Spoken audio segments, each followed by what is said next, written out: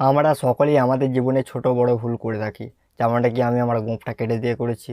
আমি প্রথমে ভেবেছিলাম যে গোঁফ কেটে দেওয়ার পর আমাকে ঋত্বিক রোশনের মতো লাগবে, কিন্তু তারপর আমি গোঁফটা কেটে দেওয়ার পর আমি নিজেকে যখন আয়নায় দেখি, তখন দেখলাম যে কিছুটা আমাকে হিরো আলমের ছোট ভাইয়ের মতো লাগাচ্ছে। তো এটাই আজকে আমরা বলবো যে আমরা আমাদের ইউটিউব চ্যানেলের মধ্যে এমন কিছু ভুল করে থাকি যেটা আমরা পরে দেখে নিজেরাই হাসি। তো সেই সমস্ত ব্যাপারগুলোকে নিয়ে আজকের ভিডিওতে আমরা হালকা মতো চুলচেরাচেরি বিশ্লেষিত আলোচনা করব, করে জানার এবং বোঝার চেষ্টা করবো যে আমরা কেন সেই ভুলগুলো করি, যার কারণে আমাদেরকে নিয়ে হাসতে হয়। তো চলে যাচ্ছি সরাসরি আমাদের ভিডিও কন্টেন্টের মধ্যে। সো হ্যাঁ গাইস, আমি হলাম পর্তুস, আপনারা দেখছেন টেকনিক্যাল পোস্ট ইউটিউব চ্যানেল। তো চলুন আজকের ভিডিও শুরু করা যাক। আমি আমার থাম্বনেলের মধ্যে প্রথমেই দিয়ে রেখেছিলাম যে দুটো থাম্বনেল, একটা হচ্ছে আমার ওল্ড এবং একটা আমার নিউ থাম্বনেল। তো এবার আমার ওল্ড এবং নিউ থাম্বনেলের মধ্যে আপনারা পার্থক্যটা নিশ্চয়ই দেখতে পেয়ে গেছেন। তার মানে আমি এটা বলছি না যে আমার এখনকার যে থাম্বনেলটা এটা খুবই সুন্দর, হয়তো 1 বছর পরে এর থেকেও সুন্দর থাম্বনেল হয়ে যাবে আমার, ঠিক আছে? মানে যত দিন যাবে আমার থাম্বনেল তত সুন্দর হবে। এই যে আমি থাম্বনেলটা, আগের থাম্বনেলটা দেখালাম, এটা কিন্তু আমি যখন ভিডিও প্রথম করা শুরু করি তখনকার থাম্বনেল। তাহলে আপনারা বুঝতে পারছেন যে এক্সপিরিয়েন্সের কতটা দাম। মানে তখনও আমিই থাম্বনেলটা বানিয়েছি, আর এখনও কিন্তু আমিই থাম্বনেলটা বানিয়েছি। এবং তখন আমি যেই অ্যাপসটি থেকে বানিয়েছি এখনও কিন্তু আমি সেই অ্যাপসটি থেকেই বানিয়েছি। তবু কিন্তু আমার থাম্বনেলের এতটা উন্নতি বলতে খুব বেশি উন্নতি তা নয়।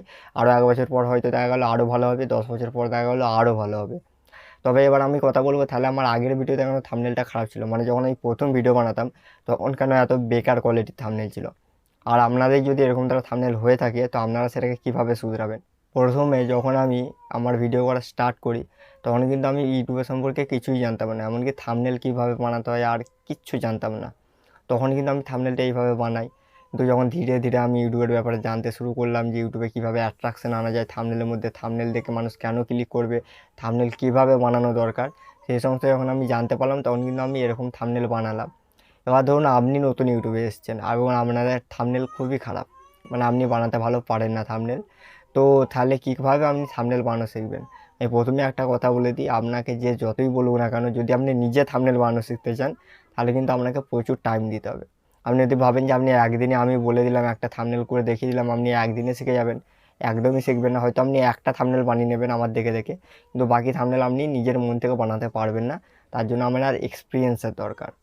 আমি যখন প্রথম ইউটিউবে আসি আমি কিন্তু আমার নিজের ভিডিওগুলোকে দেখি ভাবতাম ওয়াও, দারুণ লাগছে, একদম ফ্যান্টাস্টিক, আমাকে পুরো হিরোর মতো লাগছে, এরকম হিরোর মতন। কিন্তু তারপর দেখি যে না, আমাকে হিরো আলমের মতো লাগছে, ঠিক যেমনটা আমি গোঁফ রেখে নিজেকে মানে একটু কী বলবো, শাহরুখ খান ভাবছিলাম। তারপর যেমনি গোঁফটা কেটে দিলাম, নিজেকে এবার হিরো আলমের ভাইয়ের মতো মনে হচ্ছে। ঠিক সেরকমই আপনারাও মানে আগে যে ভিডিওগুলো বানিয়েছেন যদি এখন দেখেন বুঝতে পারবেন যে তখন আর এখনের পার্থক্যটা কী। এবং আমি এখন এই যে ভিডিওটা বানাচ্ছি এটা কিন্তু 1 বছর পর যদি আমি দেখি আমি নিজেই হাসবো। হ্যাঁ, আমি 1 বছর পরে কেন, আমি 3-4 দিন পর যদি দেখি এই ভিডিওটা আমি কিন্তু নিজেই হাসবো। কারণ আমাদের পেছনের যে ভিডিওগুলো সেগুলো কিন্তু আমরা যত দিন যাই তত উন্নতির দিকে যাই। তো তখন আমরা যদি আমাদের পুরোনো ভিডিওগুলো দেখি তখন কিন্তু হাসি। এই যে আমি এখন ভিডিওটা বানাচ্ছি এটা আমি 3 মাস পরে দেখলে হাসবো। তো সেরকম দ্বারাই আপনাদের পুরোনো ভিডিও আপনারা যদি দেখেন হাসবেন। এবার উন্নতিটা এমনি এমনি হয় না, উন্নতির জন্য টাইম দিতে হয়, ঠিক আছে? যেমনটা কি আমি আগের থাম্বনেল আর এখনের থাম্বনেলের ব্যাপারটা বললাম। তো এবার আমি চলে যাচ্ছি যে আপনারা থাম্বনেল কীভাবে ভালো থাম্বনেল বানাতে পারবেন। তো আমি আপনাদেরকে একটা অ্যাপ সাজেস্ট করছি, পিক্সেল ল্যাব, ওইটা থেকে আপনারা থাম্বনেল বানানো শিখতে পারেন। আপনি হয়তো অনেকেই বলতে পারেন যে দাদা একটা থাম্বনেল বানিয়ে দেখেন, কোনো লাভ নেই, আপনি নিজে নিজে শিখতে পারবেন না। হ্যাঁ, যদি একদমই আপনি বিগিনারও না হয়ে থাকেন, মানে একদমই যদি কিছু না জেনে থাকেন, তাহলে আমাকে বলুন, আমি একটা ভিডিও বানিয়ে ডেডিকেটেড ভিডিও বানিয়ে দিয়ে দেবো একটি থাম্বনেল বানানোর। তো আশা করি আপনাদেরকে এই ব্যাপারগুলো খুব ভালোভাবে বুঝাতে পারলাম যে আমি আগে থেকে কীরকম দেখতে ছিলাম, এখন কীরকম দেখতে হয়েছি। আগে আমি হিরো আলমের মতো ছিলাম, এখন আমি রানু মণ্ডলের ছোটো ভাইয়ের মতো হয়ে গেছি। তো আপনারা তো মুখটা দেখে বুঝতেই পারছেন। সো দেখা যাচ্ছে অন্য কোনো ভিডিওতে, ততক্ষণ ভালো থাকবেন, সুস্থ থাকবেন এবং ভিডিওতে মজা লাগলে চ্যানেলকে সাবস্ক্রাইব, ভিডিওতে লাইক করে চলে যাবেন।